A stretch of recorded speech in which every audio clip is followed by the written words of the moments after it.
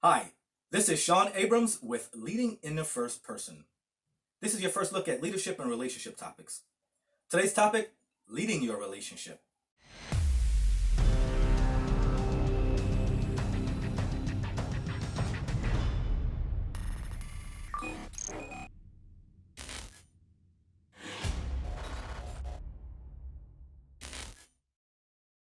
If you ask most people if they're a leader, they're going to tell you, yes, they are.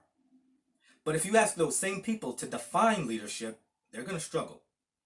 Question: how is it possible to maintain the integrity of a thing if you can't define it?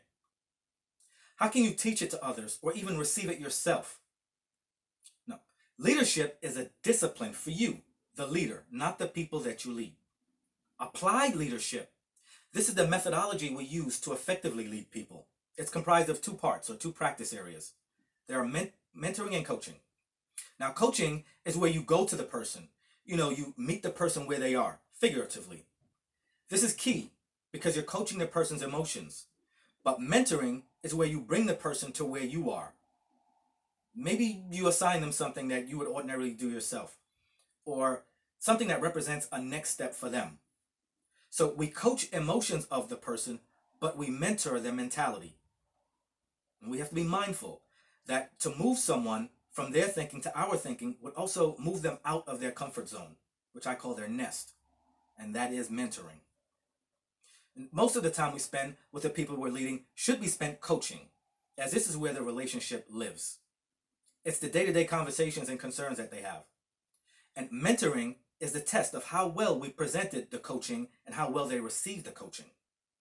Remember this 80-20 split, coaching versus mentoring. But here's where the problem occurs in our professional and personal lives or relationships. We do the inverse. We do 20% coaching and 80% mentoring. And most of our time spent mentoring is challenging, because mentoring people is challenging. You're challenging the person.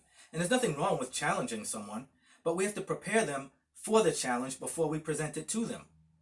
And it doesn't matter what age they are, or their education, or even their relation to you. Let's say you ask your significant other, why did you do that? Or why didn't you do what I asked you to do? And they respond, look, I'm frustrated. And you say, you're frustrated, I'm frustrated. Why can't you do what I asked you to do? Does that sound like coaching? No. It's not really mentoring, but it's closer to mentoring because it is challenging the person. We want them to leave the way they're thinking and think the way that we're thinking. So it's not a true example of mentoring, but it's closer. Now, we know the person's not ready to change their thinking yet. That's why we have to go back to that coaching part. That's the 80-20 split in favor of coaching. And it's not 80% of your time. It's 80% of the time you spend with the person is spent coaching them. You don't have to tell them what they should be doing. That's not coaching. One way of coaching is to ask open-ended questions and just listen. You can just be there for them. You want them talking to you. If they feel like they can't talk or express or share their feelings and their thoughts with you, they're going to hold it in. Now, the worst thing that can happen if someone holds in their thoughts is eventually they'll have to lie about them. The worst thing that can happen if someone held on to their feelings too long is those feelings might quickly surface without decompressing. And bam! Blow up right at the party, at the family reunion, at the worst possible time. And now after a lot of talking and a lot of shedding of tears, everyone wants to start coaching each other. They'll start asking each other, hey, how do you feel? How are you feeling? And when they get the response, oh, I didn't know that. I didn't know you felt that way. You should have told me. So you might be thinking, well, what's the big deal if you can coach on the back end and you can still patch things up? No, it's better to have a coaching program, a sustained practice of coaching in your relationship to avoid problems in the first place. So if you said better late than never, I would say better early than ever. You might have to rewind. It sounded weird, but it makes sense. Okay, so we talked about leadership. We talked about applied leadership. But where are we leading people to? It's vision. This is the future as we would like it to be. And note this. If we're not leading people to our vision, we're leading people to our ego. You don't like what I said? Example. Parents may have said to their children, do as I say because I'm your parent and you have to listen to me. See, there's no mention of vision. Only you must do as I say, which means I lead you, you follow me. But who's the me? That's your ego. Again, there's no vision, it's just you and your ego. But your child receiving this information might be thinking, yeah, but I don't want to be like you. I know that's hard to hear too. But if we're not coaching, we won't know what they're thinking. Again, if most of our time is spent mentoring, we're just too challenging to them. You see? So coaching is not mentoring. They're not the same thing. Now, leadership without the benefit of relationship through coaching is bullying. It's a situation where you have the opportunity to have relationship through coaching, but you opt out of it in favor of just telling someone what to do because of your authority. So parents, coaching doesn't have to be work for you. You don't need a computer or a whiteboard. You can just talk to your kid, but mostly listen.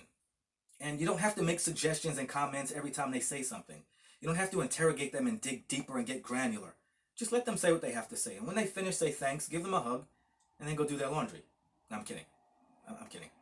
Now, here's another tie-in though. So when you're conversating with someone or negotiating, the person who talks the most is the person who owns that relationship. Now, if you're talking to your child, by letting them talk more, you're giving them the impression that they're leading themselves. They're making up their own mind and their own decisions. Imagine talking to a salesperson, and every time they ask you a question, they start talking over you. And no matter how good the product or service is, you won't buy it because you don't feel vested in it because you can't get past this relationship. Or actually, I'm sorry, you can't get past the conversation with the person. So you're not leading the conversation and you're clearly not following it because it's annoying you. It's like giving someone a ton of antibiotics without knowing how infected they are. Sure, it can kill the infection, but it can also damage the person. Nowadays, we're finding that people are immune to antibiotics because we overuse them. So in that same vein, if you're over speaking, we could make people immune to our words or indifferent to them. And so leading people in relationships is less telling people what to do and more asking them how they feel. Insights like this and more can be found in my new book, The 7 Epaulettes of Leadership, free for download on Amazon.com for the next 5 days. But the last day for the free download is listed here. Special thanks to my editor, Galadriel Grace. Her contact information is in the description for this video. As always, I'm Abrams. You're awesome. Thank you for leading in the first person.